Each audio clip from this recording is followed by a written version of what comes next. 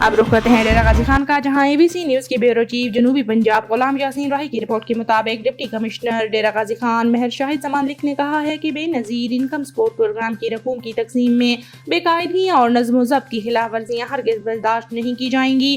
اربوں روپے کی تقسیم کے دوران متعلقہ افسران کی غفلت ناقابل معافی یہ جرم ہے۔ عوام کو شدید گرمی میں ذلیل ہوتا ہوا نہیں دیکھ سکتے۔ مطلوبہ سہولیات فراہم نہ کی گئیں تو سخت سے سخت ایکشن لیا جائے گا۔ انہوں نے ان خیالات کا اظہار انتظامی بے نظیر انکم سپورٹ پروگرام اور HPL افسران کے اجلاس سے خطاب کرتے ہوئے کیا۔ اس موقع پر ADC غلام مصطفیٰ سحر، PA محمد اسد چانڈیا، ACS تیمور عثمان، زاہد اقبال، ڈائریکٹر بسپ شرجیل عالم اور زونل مینیجر HBL رئیس اعظم و دیگر افسران شریک تھے۔